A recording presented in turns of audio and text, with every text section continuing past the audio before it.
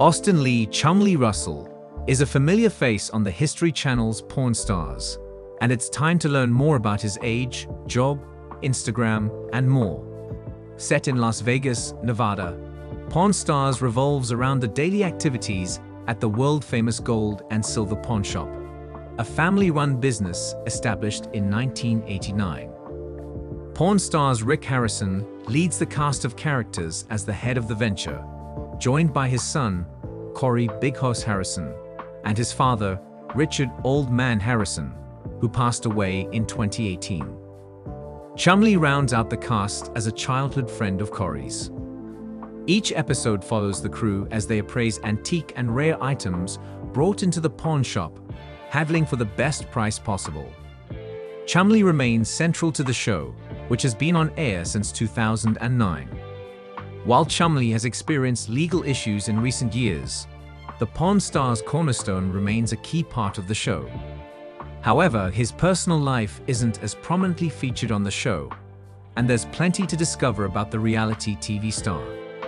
Chumlee was born on September 8, 1982, making him 41 years old, and he was 28 when Pawn Stars first premiered on the History Channel. According to the History Channel, Chumlee got his nickname from resembling the walrus Chumlee from the TV show Tennessee Tuxedo. The name stuck, and now, Chumlee is rarely addressed by his real name, Austin. During his childhood, Chumlee met Corey Big Hoss, and the two became fast friends. 5 years before Pawn Stars aired on the History Channel, Chumlee began working alongside his childhood pal, Big Hoss, at the world-famous gold and silver pawn shop. The shop was opened in 1989 by Rick and the Old Man, but as their business grew, it was imperative to bring Big Hoss and Chumlee into the booming business. As depicted on Pawn Stars, Chumlee has been a loyal employee of the legendary Las Vegas staple since he was 21 years old.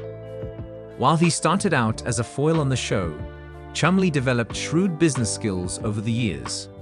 After over a decade of working for the Harrisons at the world-famous gold and silver pawn shop, Chumlee was able to start a business of his own. Chumlee's Candy on the Boulevard opened in 2017 and is located right across the street from the shop. Chumlee stood out as a fan favorite on Pawn Stars, and he was able to leverage his own image to sell merchandise and create a social media following. Early in the series, Chumlee is portrayed as not as smart as the Harrisons. However, his fame has eclipsed that of Big Hoss and Rick. Playing into his character on the show, Chumlee built a reputation of his own, solidifying his reputation as a successful businessman. Chumlee is quite active on Instagram and showcases his vibrant personality to his online fans. In a pinned post on his profile, Chumlee captioned, "Brussels is a beautiful city, so much rich culture and amazing views. Have you been? Leave recommendations in the comments," garnering plenty of engagement from his dedicated fans. "You are the cutest and funniest thing ever. The only reason I watch Pawn Stars," wrote one commenter, while another said, "I want to buy all your merch," followed by a black heart emoji. The Pawn Stars cast members account, at Chumlee, boasts 816,000 followers. Chumlee's photos on Instagram show off his weight loss journey. The reality TV star revealed on the show that his father died of pancreatic cancer at age 54, and Chumlee wanted to take better care of himself. While he initially lost weight, he later went up to 350 pounds. According to People, Chumlee had gastric sleeve surgery in 2019 and lost 160 pounds. His body transformation is inspiring and is sure to lead to a healthier, happier life.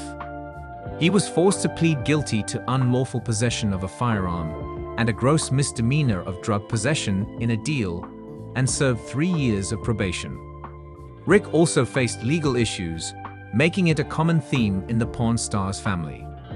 Chumlee is a staple on Pawn Stars, and the reality TV star has grown immensely over the years.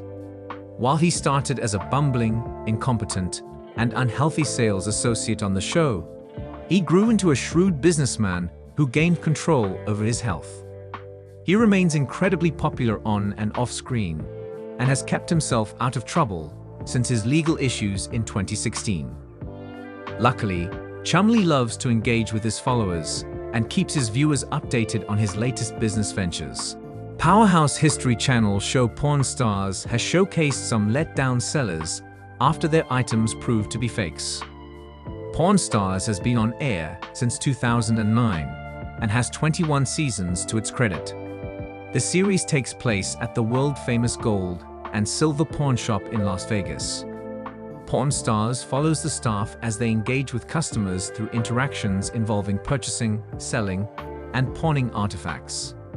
This involves negotiating prices and delving into discussions about the historical backgrounds of the items. A variety of outside experts are also called upon during the show to authenticate items and provide background and context to some of the trickier pawns. Pawn Stars also highlights the interpersonal relationships among the Pawn Stars cast. Late Richard "Old Man" Harrison opened gold and silver pawn shop in 1988. He passed away in 2018.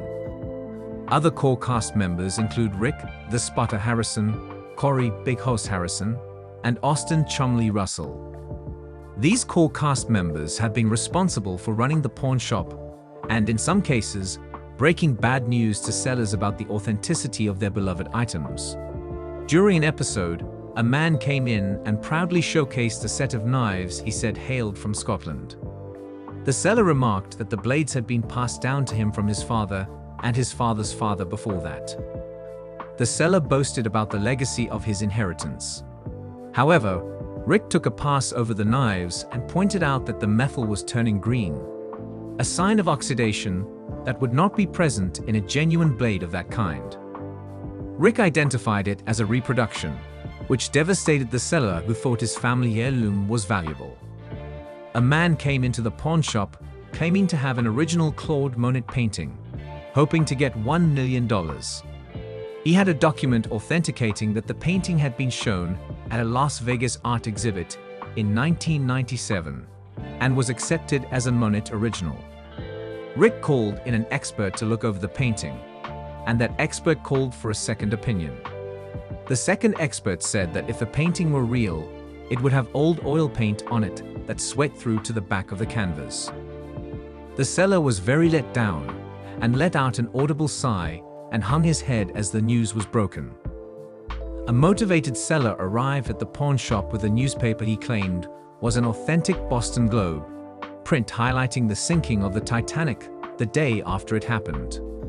It didn't take Rick long before he assessed that there was no yellowing of the pages and no wear and tear, which is extremely odd for a newspaper more than 100 years old. Rick deemed it a fake and the seller was heartbroken. He stated he was going to go home and sulk in my own misery. A man brought in what he thought was a 1967 autographed Chicago Bears football, and he was enthusiastic about his reported treasure. Rick called in an expert for authentication. The expert analyzed the autographs and determined that the autographs were forged. The seller was visibly shattered by the revelation and stated an excited seller arrived at the pawn shop with belt buckles he claimed were Tiffany Wells Fargo belt buckles. The seller said he bought the items at a flea market from someone who said they bought them from a museum in Montana in 1969. There was even an alleged letter from Tiffany's authenticating the belt buckles as something they produced. The seller paid $100 for the belt buckles at the flea market. Rick looked over the belt buckles and assessed that Tiffany wouldn't make anything that wasn't perfect, and that their logo was not perfect on the buckles. The seller was out $100 on his fake items. One seller came into the pawn shop saying his whole baseball card collection was on the line, stating he would need to reevaluate my collection or the cards deemed fake. The seller showcased Pete Rose Topps baseball cards. Rick immediately called them out as being fake as relayed all the details that were off. Rick remarked about the color and overexposure the cards presented, and the seller left the pawn shop questioning what was real. A young seller came in hot with what he called an Abraham Lincoln etching that turned out to be a deep fake. Rick quickly corrected him on what his item was, saying it was a print. Rick remarked that there was no oxidation present on the print, nor was the ink faded into orange as old print documents do. Next, Rick explained that a famous forger, Joseph Cozy, would do Abraham Lincoln's signature with the A lined up with the L. The real Abe Lincoln would always have his A lower than the L.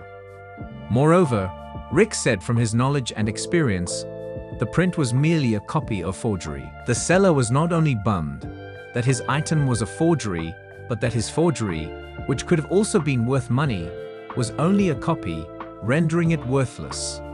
A motivated woman showed up at the pawn shop with what she said was a stock certificate made out to Mark Twain. Rick was very knowledgeable on the topic of Mark Twain and gave a lot of background on the American writer. After his information drop, Rick questioned why the stock certificate was made out to a Mark Twain, a pen name, when his real name was Samuel Langhorne Clemens. Rick also stated the printing was too simple and sent the woman packing. The seller had wanted to go on a shopping spree with the money she hoped to get for the item, but left disappointed. A man came in claiming he had a piece of Baltic amber with a perfectly preserved tarantula inside that's 15 million years old. He even had authentication papers from a professional entomologist. He then paid $200 to have the rock evaluated by the Gemological Institute of America. The ancient amber rock turned out to be fake, as did the authentication papers.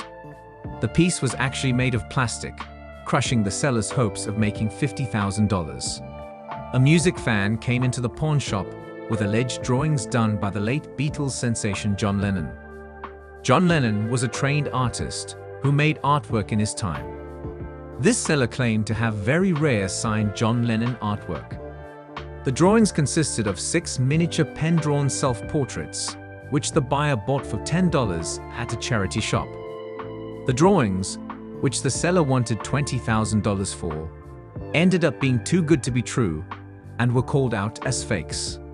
It was deemed fake because the Pawn Stars staff noticed the paper the drawing were on was Kodak printer paper, which didn't exist back in John Lennon's time.